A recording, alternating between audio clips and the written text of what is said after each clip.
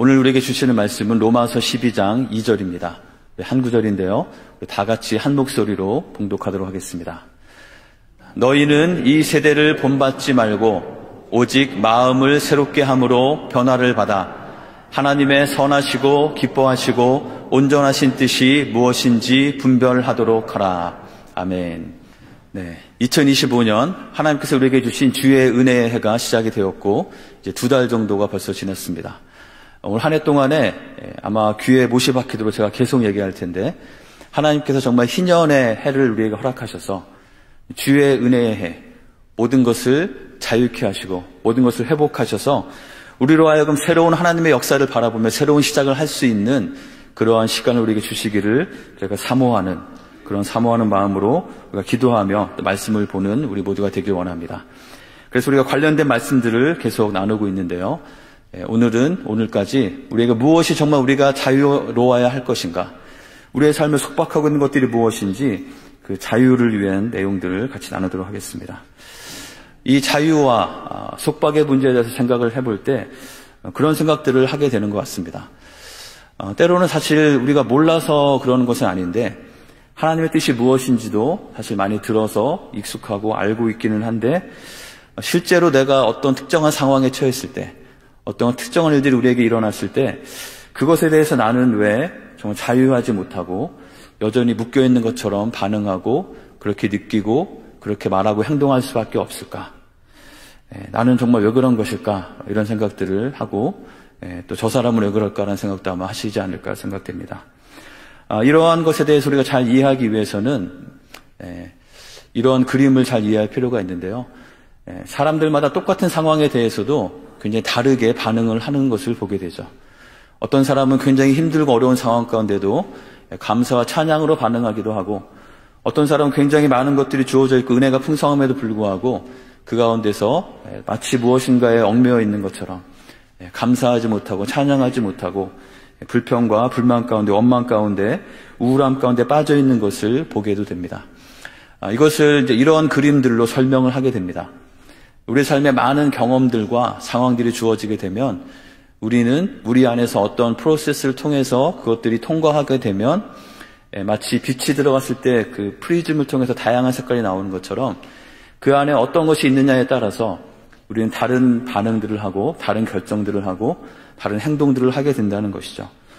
그 안에 있는 것이 바로 우리의 어떤 가치체계와 우리의 감정의 반응들과 또 우리가 무엇이 진리라고 믿는 것인지, 무엇이 더 중요하다고 생각하는지, 이런 것들이 설켜져 있는 그 중심에 있는 세계관이 무엇이냐에 따라서 우리는 다르게 반응하게 된다는 것입니다.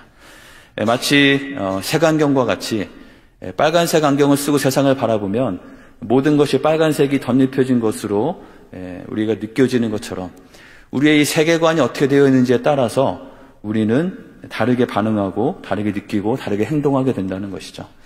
그래서 우리가 참된 자유함을 얻기 위해서는 우리의 이 세계관, 우리의 가치체계, 우리가 의식하든 때로는 의식하지 않는 가운데 내가 믿고 있고 붙잡고 있는 그 생각이 무엇인지를 우리는 잘 살펴볼 필요가 있습니다. 우리가 그것을 오늘은 가치관, 세계관이라는 이름으로 생각해 보도록 하겠는데요. 여러분 이런 그림들 보신 적이 있을 것입니다. 놀이동산 같은 데 가면 있는 그림이고 아마 집에 있는 그 거울도 그 싼 거울을 사면 이렇게 되기도 하죠. 있는 모습 그대로 비춰지지 않고 어떤 거는 얼굴이 크게 보이기도 하고 다리가 엄청 길어 보이기도 하고 이렇게 왜곡된 모습으로 보이는, 재밌기도 하지만 그런 거울들이 있습니다. 또는 저 어린아이처럼 왜소한데 자신이 엄청나게 큰 팔을 가진 것처럼 보이게 하는 이런 재밌는 거울들이 있습니다. 이런 거울들은 그냥 재밌는 것이지만 우리의 세계관과 우리의 가치관이 이렇게 무언가 있는 그대로가 아니라 진리가 아닌 다른 것으로 왜곡된 것이 있을 때, 왜곡된 거울을 보면서 우리가 살아가고 왜곡된 렌즈를 끼고 세상을 바라볼 때 제대로 된 삶을 살 수 없는 것처럼 우리도 모르는 사이에 우리 안에 자리 잡고 있는 왜곡된 가치관이 무엇인지 우리는 점검하고 잘 살펴볼 필요가 있는 것이죠. 그리고 이 왜곡된 가치관이 더 무서운 것은 어린아이들처럼 아무것도 없이 깨끗한 아이들은 말씀의 기준들과 말씀의 진리가 잘 심겨지면 그대로 잘 반응하면서 자라게 되는데 우리는 이미 자라는 가운데, 우리가 살아오는 가운데 우리도 모르는 사이에 자리 잡고 있는 왜곡된 가치관 때문에 그것을 고치는 것이 더 힘든 것 같이 여겨지는 그런 때들이 우리에게 있기 때문이죠. 마치 운동을 배울 때 처음 배우는 사람이 오히려 처음부터 잘 배울 수 있지만 뭔가 자신만의 잘못된 습관이 배어 있으면은 고치기 어려운 것과 마찬가지입니다. 우리가 참된 자유를 얻기 위해서는 우리에게 있는 왜곡된 것이 무엇인지를 우리가 잘 파악하고 그것을 버리려는 노력과 참된 진리가 무엇인지를 잘 붙잡으려는 노력이 우리에게 필요한 것이죠. 요즘에 사람들이 많이 쓰이는 말 중에 이런 말이 있습니다. 아마 많이 들어보셨을 텐데요. 가스라이팅이라는 말을 요즘에 거의 유행어처럼 많이 쓰는 것 같습니다.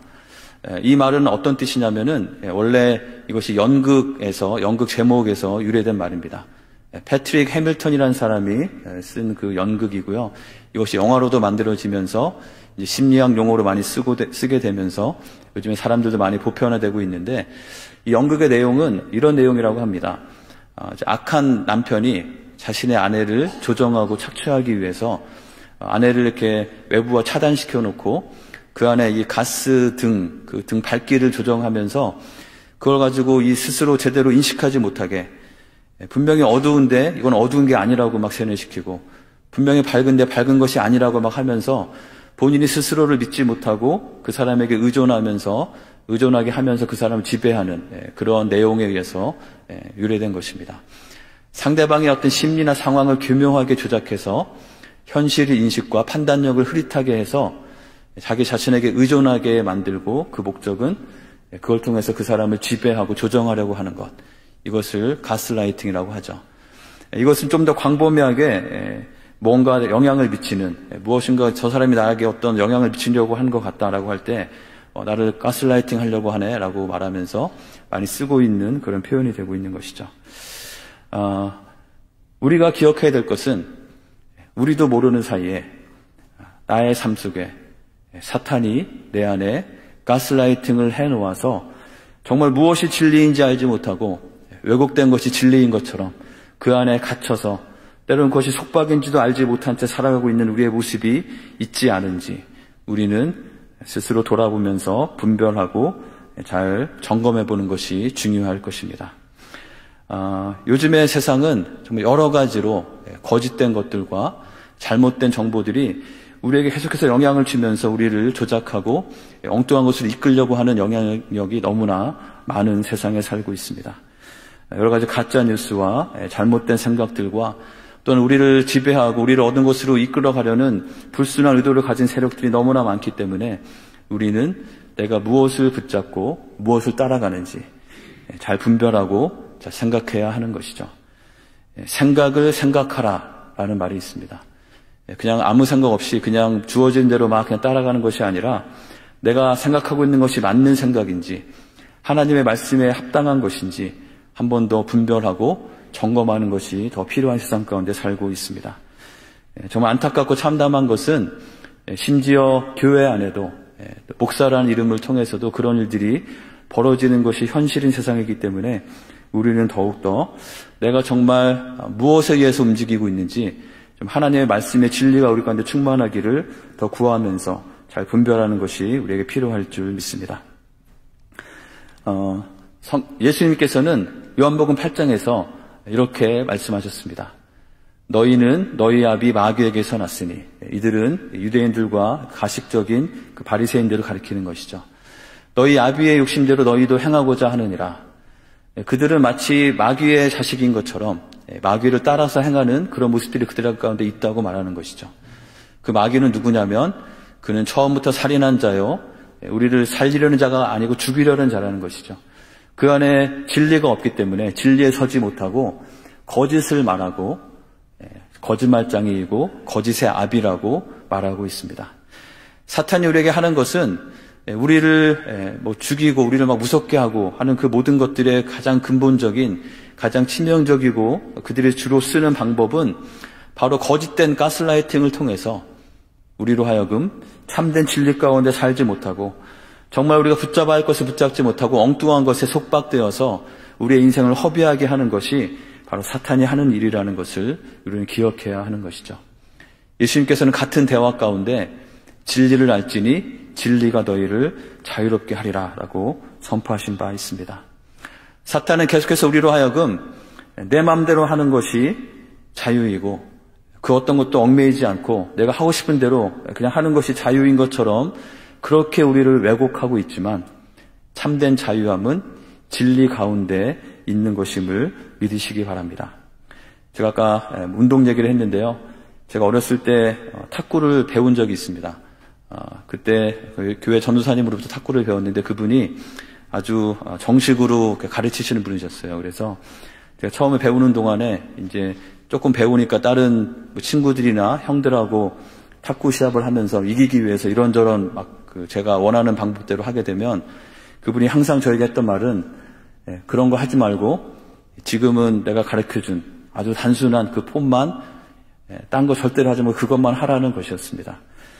굉장히 불편하고 자유가 없는 것처럼 느껴졌지만 그것을 잘 따랐을 때 나중에 그 시간이 지나고 나서는 정말 내가 보내고 싶은 곳으로 공을 보낼 수 있고 상대방이 어떤 공을 나한테 주더라도 그것을 받아낼 수 있는 능력이 생기게 된 것이죠. 자유함이라는 것은 내가 원하는 대로 마음대로 이리저리 휘두르는 것이 자유가 아닌 것입니다. 진리 가운데 바로 서게 됐을 때 내가 오른쪽으로 공을 보내고 싶으면 오른쪽으로 보낼 수 있는 또 나에게 막 스핀이 먹은 공이 오더라도 받아낼 수 있는 것 그것이 바로 자유함인 것이죠. 그러한 자유함 가운데 그러한 진리 가운데 가기 위해서 우리를 속박하고 있는 사탄이 우리에게 속박하고 속이고 있는 대표적인 왜곡된 가치관들이 무엇인지를 오늘 같이 살펴보려고 합니다. 첫 번째는 바로 자기중심주의입니다. 이런 말들을 하는 것이죠. 내가 원하는 것이 제일 중요하고 내가 느끼는 대로 하는 것이 제일 중요하다라고 우리의 귀에 속삭이는 것입니다. 굉장히 그럴듯하게 들리고 나를 굉장히 위해 주는 것처럼 들리는 말이기도 합니다. 하지만 이것의 중심에 무엇이 있는지 이것에 깊이 있는 것이 그 의도가 무엇인지를 우리는 잘 파악해야 될 것입니다. 왜냐하면 이것은 우리로 하여금 우리를 세우는 것 같지만 실제로는 우리를 넘어뜨리는 것이고 우리가 참된 자유함 가운데 나아가지 못하고 오히려 우리의 인생이 나의 욕심과 나의 짧은 생각과 나의 지혜들 가운데 엉뚱한 것에 왜곡된 것에 얽매이게 되는 그런 방법이기 때문인 것이죠. 여러분 천동설과 지동설 무엇인지 아시죠?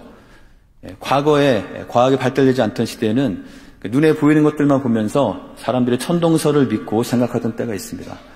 왜냐하면 내가 아침에 바깥에 나가면 분명히 해가 동쪽에서 떠서 점심때쯤 되면 하늘 중천에 있다가 저녁 때 되면은 서쪽으로 지기 때문입니다.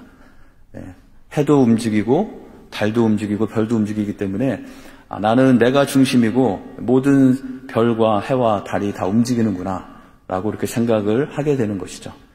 근데 진실은 무엇입니까? 나를 중심으로 별이 움직이고 해가 움직이는 것이 아니라 태양을 중심으로 지구가 움직이고 있는 것이 그것이 진실인 것이죠. 마치 이 온 세상의 중심이 나 자신인 것처럼 생각하고 그렇게 살아가는 것이 나 자신을 위하는 것처럼 여겨질 수 있지만 진실은 그것이 아니고 하나님께서 모든 세상의 중심이시고 하나님이 하나님의 자리에 바로 서 있을 때 하나님 중심으로 내가 살고 있는 것임을 인지하고 그 안에 내가 있는 것임을 이 진리를 바로 이 질서를 바로 잡을 때 우리의 삶이 건강하게 아름답게 세워질 수 있는 것이기 때문입니다. 창세기 3장에 보시면 이 사탄이 처음 아담과 하와를 유혹하는 장면이 나옵니다. 거기 보면 이 뱀은 사탄은 굉장히 간교한 모습으로 이야기를 하고 있습니다.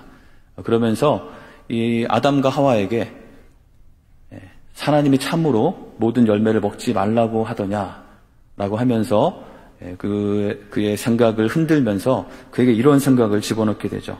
그것을 먹어도 결코 죽지 않는 것이고 5절에 보면은 너희가 그것을 먹는 날에는 너희 눈이 밝아져서 하나님과 같이 되어서 선악을 알 줄 하나님이 아시기 때문에 못 먹게 하는 것이다. 하나님이 괜히 너에게 네가 하나님처럼 될까 봐 하나님이 되는 것을 못하게 하려고 못 먹게 하는 것이니 먹어도 된다라고 그렇게 속이게 되는 것이죠. 그 말에 따라서 마치 자신이 하나님이 되려고 하는 것처럼 선악과를 따먹었을 때 그들의 삶에는 어떤 결과가 일어나게 됐습니까? 자신이 하나님이 되는 것이 아니라 그 아름다운 에덴 동산에서 쫓겨나게 돼서 하나님과의 관계가 깨어지게 되고 그의 삶에 고난과 고생이 시작되게 되는 그런 결과가 있었다는 것을 우리는 기억해야 될 것입니다. 고린도후서 4장 4절은 이렇게 말씀합니다. 이 세상에 신이 있다는 것이죠. 믿지 아니하는 자들의 마음을 혼미하게 해서 이 세상의 신, 사탄, 하나님을 방해하는 세력들은 사람들의 마음을 혼미하게 하는데 혼미하게 해서 무엇을 하는 것이죠? 그리스도의 영광의 복음의 광채가 비치지 못하게 함이니 그리스도는 하나님의 형상이니라. 마치 이 에덴 동산에서 이 뱀이 하와를 유혹할 때 그가 하나님을 바라보지 못하도록 하나님과 이 하와 사이에서 딱 그 사이를 가로막고 눈앞에 있는 선악과만 보여주면서 이것을 먹으면 내가 하나님이 될 수 있다고 말하는 것처럼 이 세상의 신은 우리의 마음을 혼미하게 하고 우리를 판단력을 흐리게 해서 우리로 하여금 하나님을 바라보지 못하게 하는 것이 그들이 하는 일이 되는 것입니다. 하나님의 영광의 광채, 하나님의 형상을 바라보지 못하고 내 눈앞에 있는 것이 전부인 것처럼 생각하며 내가 하나님이 되고 내가 모든 것의 주인이 되어야 한다고 착각하게 만드는 것입니다. 민수기 11장에 보면은 출애굽하던 과정들 가운데 이스라엘 민족에게 이런 모습이 있었던 장면이 기록되어 있습니다. 그들은 노예 생활에 있던 애굽에서 하나님께서 끄집어내셔서 자유와 하나님의 약속이 있는 가나안 땅으로 인도함을 받는 그 여정 가운데 있었습니다.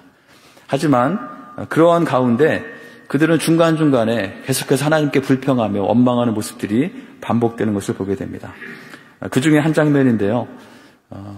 그들 중에 섞여 사는 다른 인종들이 탐욕을 품음에 이스라엘 민족들이 출애굽 행렬 가운데는 주변에 다른 민족의 사람들도 같이 섞여서 같이 이동하는 사람들이 있었습니다. 근데 그들 중에서 탐욕과 욕심을 품은 사람들이 있었다는 것이죠. 그런데 그 생각들이 이스라엘 자손들에게도 전달이 되어서 그들도 그 영향을 받게 된 것입니다. 그런데 그들이 어떻게 말을 합니까? 다시 울며 이르되 원망을 하는 것이죠. 마치 세상이 다 망한 것처럼 하는 말이 무엇인지 기가 막힙니다. 누가 우리에게 고기를 주어 먹게 하랴. 고기까지는 좀 이해가 되겠죠. 5절에 보시면 우리가 애굽에 있을 때에는 생선도 먹었고 오이도 먹고 참외도 먹고 부추와 파와 마늘을 먹었는데 지금은 만나밖에 없구나 라고 말하면서 불평을 쏟아내고 있는 것이죠. 만나는 무엇인가요? 하나님께서 공급하시는 하나님의 신실하심을 나타내는 하나님께서 주시는 양식입니다. 하지만 그들의 마음에 탐욕과 다른 생각들이 주어지고 자신이 원하는 것, 내가 원하는 타이밍에 내가 원하는 방식대로 내가 원하는 메뉴가 그들의 마음에 더 커지게 되었을 때 그들은 하나님이 주신 그 귀한 은혜의 만나를 앞두고 나에게 고기가 없다고, 생선이 없다고. 여러분 그냥 오이나 참외 좋아하시는 분들도 여러분 계신가요? 부추나 파나 마늘이 없어서 양념을 낼 수 없다고 불평하고 하나님을 원망하고 있는 그들의 모습을 발견하게 되는 것이죠. 이것이 바로 내 안에 내 자신이 모든 것의 중심이 되어야 하고 나의 생각과 나의 타이밍과 나의 방법이 가장 옳다고 생각하게 하는 이 사탄의 가스라이팅에 빠져 있을 때 나타나는 그런 모습이 되는 것이죠. 하나님의 놀라운 은혜가 함께함에도 불구하고 기가 막히게 불평거리를 찾아내고 원망거리를 찾아내고 그 가운데서 울며 말하고 있는 이스라엘 백성들의 모습. 혹시 이것이 우리의 모습이 아닌지 우리는 돌아보아야 할 것입니다. 또 한 가지 우리가 넘어지고 우리에게 있는 대표적인 왜곡된 가치관들은 바로 물질주의와 성공주의입니다. 이것은 이런 이야기들이죠. 너는 더 가져야 한다. 너는 더 앞서가야 한다. 이 치열한 경쟁에서 한 걸음이라도 더 앞서가고 조금이라도 더 높은 곳으로 올라가야만 한다. 그래야 너의 삶이 행복하고 내가 원하는 삶을, 충족된 삶을 살 수 있을 것이다 라고 우리를 속이는 그런 메시지들이 있다는 것입니다. 물질주의, 우리가 살아가면서 우리가 누리는 돈과 재물들입니다. 성공주의, 성공은 무엇입니까? 우리가 하는 일들 가운데 좋은 성과들이 나타나는 것이죠. 성경에서는 이 물질과 성공 자체에 대해서 부정하지 않습니다. 우리가 살아가는 주일날 교회에서의 생활뿐만 아니라 우리가 매일매일 살아가는 우리의 일상생활 가운데 우리의 일터와 우리가 있는 그곳에서 우리에게 맡기신 물질과 우리에게 맡겨진 일들을 해나가는 가운데 그것을 잘 잘 관리하고 잘 활용하고 그것들을 통해서 좋은 결과들이 나타나기를 원하시는 것이 하나님의 뜻이라고 믿습니다. 하지만 물질주의, 성공주의는 무엇인가요? 그것이 하나님보다 더 앞서는 것이죠. 그것이 없으면 내 인생이 망가지고 무너질 것이라 마치 그런 것처럼 생각하면서 그것만을 추구하고 그것에 속박이 되는, 종이 되어 살아가는 그런 모습입니다. 여러분, 에릭 프롬이라는 사회심리학자가 쓴 소유냐 존재냐라는 책이 있습니다. 영어로는 To Have or To Be라는 이 제목인데요. 이분의 저서들이 유명한 책들이 많기 때문에 아마 이 책도 혹시 읽어보신 분이 있으실 줄 모르겠습니다. 이 내용은 사람의 인간들을 두 가지 유형으로 분류를 하는 것입니다. 한 가지는 소유형 인간이고 또 하나는 존재형 인간이죠. 소유형 인간은 무엇이냐면 무엇인가를 더 많이 갖는 것, 내가 더 소유하는 것, 무엇을 더 확보하는 것, 그것에 인생의 목적과 가치를 두고 살아가는 사람들입니다. 존재형 인간은 무엇일까요? 소유도 살아가면서 있게 되겠지만 소유 자체에 얽매이지 않고 나 자신이 어떤 사람이 될 것인가, 나는 어떠한 인격과 어떠한 존재의 사람인가, 그것에 더 초점을 두고 살아가는 사람, 이 두 가지의 인간의 유형으로 구분을 했습니다. 바로 소유형 인간은 물질주의와 성공주의에 사로잡혀 살아가는 사람의 모습이라고 말할 수 있을 것입니다. 하나님께서 우리에게 원하시는 삶은 우리가 가진 것을, 맡겨진 것을 잘 관리해야 되겠지만 그것에 노예가 되고 그것에 종이 되지 않는, 내가 좀 하나님 앞에 어떤 사람인지 나의 존재의 가치를 바로 세워가는 그러한 사람이 되기를 하나님께서 원하신다고 믿습니다. 전도서에서 솔로몬이 이렇게 말씀하신 바 있죠. 은을 사랑하는 자는 은으로 만족하지 못하고 풍요를 사랑하는 자는 소득으로 만족하지 아니하나니 이것도 헛되도다. 솔로몬은 그 누구보다도 많은 소유와 많은 성취와 우리가 세상으로 말하는 모든 성공을 다 이룬 사람이라고 할 수 있을 것입니다. 그를 통해서 증언되는 지혜의 말씀, 하나님의 말씀은 우리가 은을 사랑하고 풍요를 아무리 사랑해봤자 그것을 얻기도 힘들지만 그것을 얻는다 하더라도 그것으로 만족하지 못할 것이고 그것은 다 헛될 뿐이다. 그것을 쫓아가는 너희의 삶은 그저 헛된 삶이 될 수밖에 없다라고 우리에게 증언하고 있는 것입니다. 우리의 삶은 이렇게 무엇을 더 가질 것인가, 그것에 초점을 두는 것이 아니라 우리는 어떠한 존재로 하나님 앞에 살 것인가가 초점이 되는 그런 삶을 살아야 하는 것이죠. 이러한 두 가지 유형의 사람들은 하나님의 말씀을 볼 때도 심지어 포커스하고 생각하는 부분이 다르다는 것을 보게 됩니다.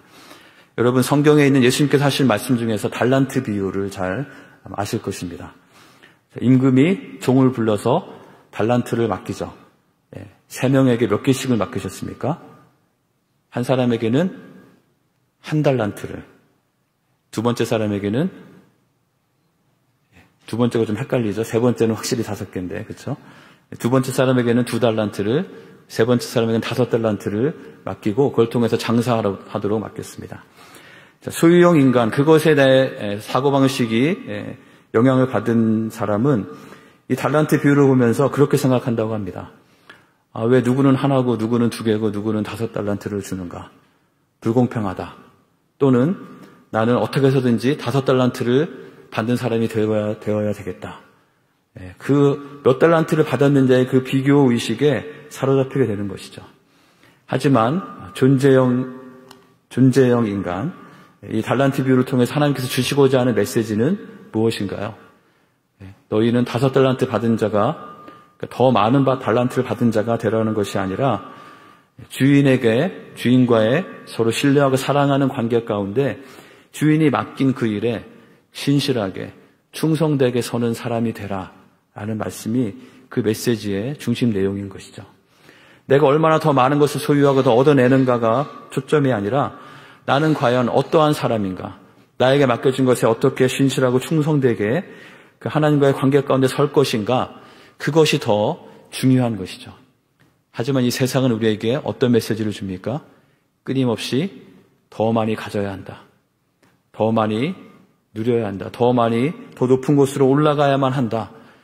그 자체가 마치 전부인 것처럼 생각하면서 그것을 이루지 못하면 내 삶이 불안하고 걱정되고 평안이 깨어지게 하는 것이 이 세상이 우리에게 주는 가스라이팅이라는 것을 우리는 기억해야 할 것입니다. 그래서 요한 1서에 있는 이 말씀을 우리는 명심해야 될 줄 있습니다. 세상을 사랑하지 말라고 말씀하시면서 우리의 마음의 평안을 빼앗고 진리를 빼앗는 그 유형들을 분명히 말씀하셨죠. 육신의 정욕과 안목의 정욕과 이생의 자랑. 육신의 정욕은 무엇인가요? 내가 하고 싶은 것, 내가 원하는 것, 내 마음대로 그냥 하려고 하는 것들, 그것을 쫓아가면 안 된다라고 말합니다. 안목의 정욕은 무엇인가요? 내 눈에 보기에 좋아 보이는 것, 내 눈에 보기에 이것이 있어야겠다고 생각되는 것, 그것을 보고 그것을 쫓아가다 보면 우리의 인생이 어느 순간 하나님부터 멀리 떨어져 있는, 하나님께서 우리에게 주시기 원하는 참된 자유함에서 떨어져서 그래서 속박된 삶을 살 수 있다는 것입니다. 이생의 자랑은 무엇인가요? 내가 더 많이 가지고 더 많은 힘을 가지고 더 많은 것을 가지고 자랑하면서 나보다 더 위에 있는 사람을 부러워하고 나보다 조금 가지지 못한 사람을 무시하면서 살아가는 그러한 모습이 우리에게 있을 수 있다는 것입니다. 이것은 결코 우리를 자유롭게 하는 것이 아니고 우리를 속박하며 우리의 인생 전체가 이것에 따라서 허비되도록 하는 것임을 우리는 기억해야 될 것입니다. 로마서 6장에서는 우리에게 이렇게 말씀합니다. 너희가 죄의 종이었을 때는 의에 대해서 아무것도 없었지만 그때 너희가 무슨 열매를 얻었느냐. 우리가 무엇을 쫓아서 무엇을 추구하며 살아가는가, 그리고 그것의 열매는 무엇인가 생각해 보라고 말씀하고 있죠. 우리가 죄의 종이 되었을 때, 이런 왜곡된 가치관을 따라서 살아가게 될 때 우리의 삶의 열매들은 나중에 정신을 차리고 돌아보니 너무나 부끄럽고 사망, 하나님부터 점점 멀어지고 그저 죽어가는 것일 뿐임을 발견하게 되는 것이죠. 그렇지만 우리가 하나님이 주시는 진리를 붙잡고 살아갈 때 우리는 그 영생을 얻게 되는, 영원한 하나님께서 주시는 그런 삶을 살아가는 우리가 될 수 있다는 것입니다. 성경에 보면은 이 잘못된 가치관 가운데 살아가던 한 사람의 이야기가 나옵니다. 바로 예수님께서 우물가에서 만나셨던 사마리아 여인의 이야기입니다. 이 이야기 가운데 예수님께서는 처음에 여인에게 물을 달라고 하셨지만 그 물을 소재로 해서 참된 자유함에 대해서, 참된 만족된 삶에 대해서 여인과 대화를 나누시고 있습니다. 물을 통해서 영원히 목마르지 않는 그런 물을 주시겠다고 말하고 있는 것이죠. 이 여인은 자신의 삶 가운데 있는 그런 당장에 물을 마셔서 해결되는 그런 목마름 뿐만 아니라 자신의 삶에 정말 진정한 만족이 없는 그런 삶을 생각하면서 예수님께 그런 물을 나에게 주십시오라고 이야기를 합니다. 그런데 오늘 16절 보시면 예수님께서 물과 목마름을 해결하는 문제를 얘기하시다가 갑자기 난데없이 이런 얘기를 하시죠. 무엇에 대해서 이야기하십니까? 이르시되 가서 내 남편을 불러오라. 갑자기 남편이 여기서 왜 나오나?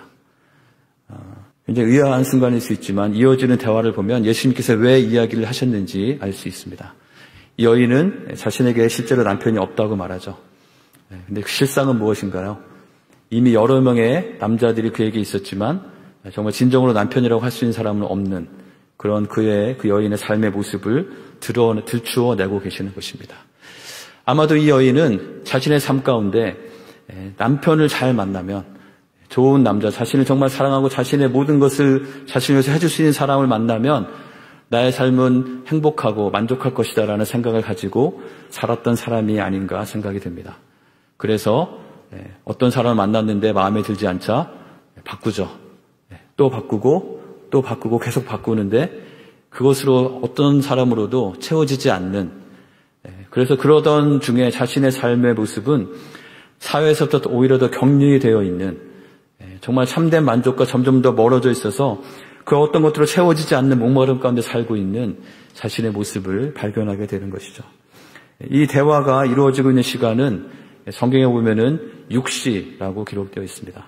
성경에 있는 시간을 지금 우리 시간으로 환산하려면 몇 시간을 더하면 된다고 그랬죠? 6시간을 더하면 됩니다. 6시니까 지금으로 몇 시죠? 난 12시. 가장 뜨거운 시간에, 아무도 우물가에 나오지 않는 그 시간에 혼자 사람들의 눈길을 피해서 나와야만 하는 그런 삶을 살고 있는 것이죠.